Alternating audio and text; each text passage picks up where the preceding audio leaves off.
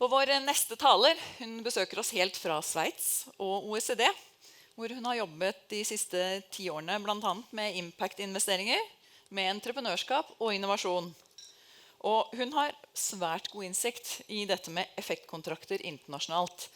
Og Karen er også styremedlem i EVPA, for de av dere som husker konferansen for noen år tilbake. EVPA er organisasjonen for sosiale investorer i Europa, hvor hun har vært aktiv i, jeg tror siden den startet for 15 år siden. Så hun skal prøve å sette dette i en litt større og internasjonal kontekst. Så får vi se da, om vi blir klokere av å se hvordan er lille Norge i forhold til resten av verden. A warm welcome, Karen. We are so happy to have you with us today.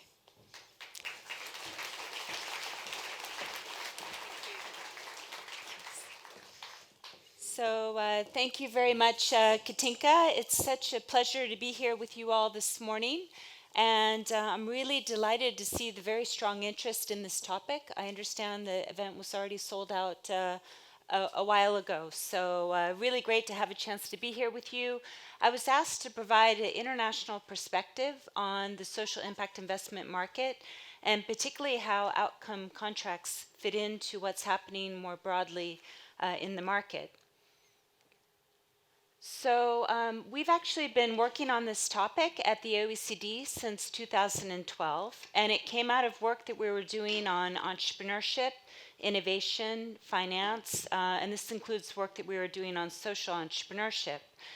And then in 2013, we were invited to the G8 Social Impact Investment Summit during the UK presidency of the then G8, and we were commissioned to do 2 global reports. The first one came out in 2015, and it was really more focused on the G7 and the OECD countries. The second report came out earlier this year, and it included both developed and developing countries. And in these reports, we're really seeking to help policymakers and practitioners better understand the market trends, data, what's happening, what do we mean by social impact investment, what are the boundaries around it, what's happening, what are some examples. We developed a market framework that I'll be showing you later, and we also have been looking into issues such as data and policy, and again, I'll be talking about that a little bit more. But what we've really seen over the time period that we've been working on this topic, back in 2012, it was very new. And in fact, my colleagues said, well, this is sort of a strange topic. If you're going to work on it, sit in a corner somewhere. It's sort of interesting, but don't bother us. And then fast forward, when the second report came out, it came out with great fanfare earlier this year. And then I was asked to move to the Office of the Secretary General at OECD and try to integrate this work across everything we're doing at OECD. So, I mean, that's just one tiny personal example, perhaps, of what's happening in this market and the fact that people have really woken up over the last 5-7 years and realized the huge potential of this market. And there are a number of factors for that. And probably one of the most important factors is the rise of social entrepreneurs. We have more social entrepreneurs in countries around the world. Here in Norway, thanks to all the great work of Ferd, and I really was delighted to have a chance to meet some of the social entrepreneurs last night at a dinner and to learn about some of the great work that's being done here. But also we've seen a growth in innovative financing instruments, including outcome contracts, again, which we'll be focusing on today. The other big trend is the fact that the SDGs, the Sustainable Development Goals, came out in 2015, and unlike their predecessor, the Millennium Development Goals, that many people say, what? They don't even remember those anymore. Somehow the SDGs have really captured the attention not just of the public sector, but also the private sector. And we're seeing more and more investors and companies that are really trying to align to the SDGs and really moving towards investing for impact. At the same time, we've had the whole COP process, and I don't need to tell anyone in the room about the urgency of addressing environmental challenges. Anyway, so the combination of all these things has really led people to say, well, how can we develop new approaches to social, environmental, and economic challenges? And instead of just throwing more money at existing solutions, how can we think about more effective or more efficient solutions? And so we've had more and more players in the market thinking about investing for impact. So traditionally, we've had philanthropists on one side of the investment spectrum that have been out giving grants. And that's very, very important. And we have foundations, we have family offices, we have high net worth individuals. And this market has really grown. And actually, it's been this part of the market that's really developed the social impact investment market. They've helped really catalyze the market and support research and development of new approaches. On the other side, we have the traditional financial market, and we have the mainstream investors that used to only think about financial returns. But increasingly, we're seeing that over the last couple of decades, more and more investors are thinking about, well, how can we not invest in bad things? How can we invest in things that align with our values? And more, we're seeing investors that say, well, we don't want to just avoid investing in bad things. We actually want to have really a positive impact. So we're seeing more players from the mainstream side that are starting to come to this area in the middle where they want to balance and have both a financial but also a social impact. And we're also seeing the traditional philanthropists that are saying, wait a minute, we can be innovative and leverage our financing further if we adopt some of these innovative financing models and start thinking about how we can blend the grants that we're giving with some of these new models. And so this very exciting development is taking place in the growth of the social impact investment market. Now, there are a lot of people that say, well, isn't it great? Social impact investment is growing. More private money coming in to address these very important growing issues. But it's not about the money. For me, what's most important about impact investing is the innovation that is bringing into the market. And if we want new approaches, more effective, more efficient solutions, we need innovation. And that's critical. And that's a lot of what we're talking about today. How do we innovate? How do we do things differently? And how can outcome contracts help us do that? The other thing is, if you say that you're an impact investor, you're saying that you're going to measure not just financial, but also impact return.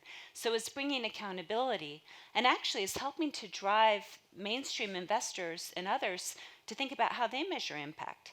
It shouldn't just be the people that say they want to have an impact that have to measure their impact. Everybody should be held to account. And we'll come back to that a little bit later. I mean, obviously it's not easy to do at the moment, but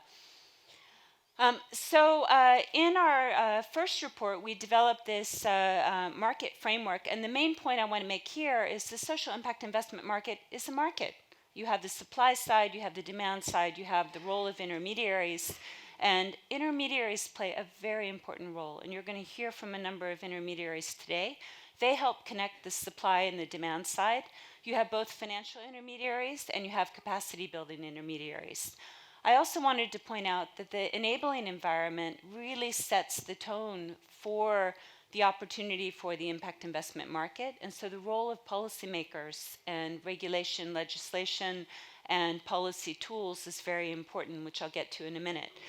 So it's a regular market. The only difference is that the players in this market are really focused on how they can address social, environmental, and economic challenges in new and innovative ways. The other thing is the types of players that are in the market are a bit different, but again, as we can start mainstreaming impact, hopefully that will change and we'll get more mainstream investors in the market.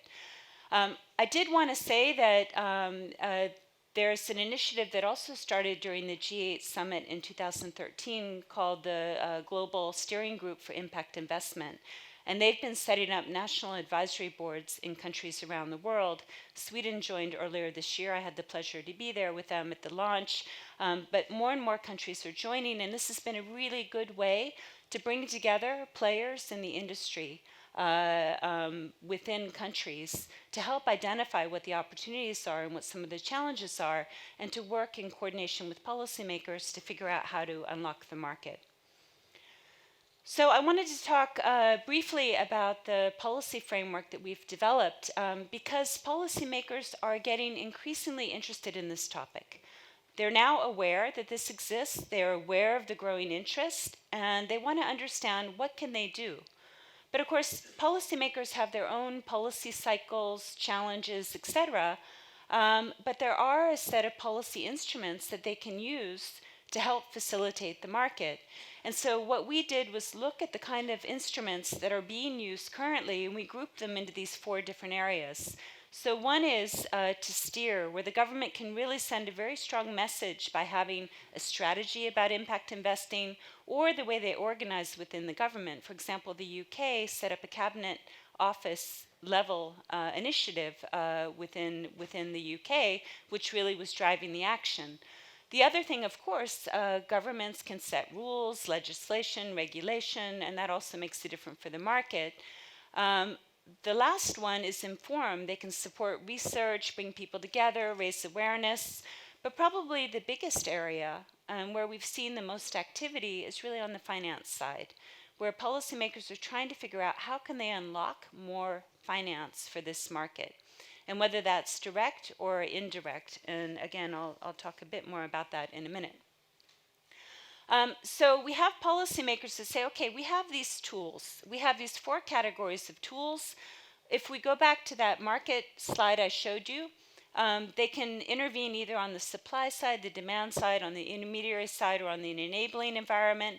And it's all to try to figure out how to have more effective and more efficient outcomes. And of course, governments are being held account for the SDGs, so they're also trying to align to the SDGs. So what we found, we did a mapping using our policy framework. We did a mapping of the policies around the world. And I should just start by saying, in our 2015 publication, we looked at the policies that were out there. There were maybe 9 countries that had policies, maybe around 30 policies. 4 years later, and this isn't even everything, we mapped almost 600 policies in 45 countries around the world. And what we did here, we broke it out by policies that are focused on the domestic market. So policies in Norway, for example, focused on Norway, and then other ones that are focused on development cooperation. And we've seen a big growth just in the last couple of years in development cooperation. But of course, most of the policies are domestic, and most of them so far have been in Europe. Because really the impact investment movement has really been led in many ways, I would say, in Europe, and particularly by the UK. Still Europe. So what we saw as we were mapping these policies, as I mentioned, finance was the area that most policymakers were looking to intervene. And already in this mapping that we did, we saw the growth of impact bonds or impact contracts. I should have changed the word. We all know they're not really bonds, they're contracts. But these social impact bonds, development impact bonds, this data here is from social finance, and you'll hear from Jane Newman, one of the pioneers in the market later today, and her colleague Ruben, who's in the Netherlands. Anyway, I just wanted to give you a picture. These are just the impact bonds that have already been launched. 137, actually 138, because I learned last night at dinner that Norway launched one last week. So congratulations to Norway. I have to update the slide. That's really, I did this on Sunday, so but I thought it was up to date, but now it's, anyway, you can see most of the impact bonds have been in the UK where it started. I think it was 2010. And already just the growth in this market in the US, in the Netherlands, in Australia, but also in more and more countries around the world.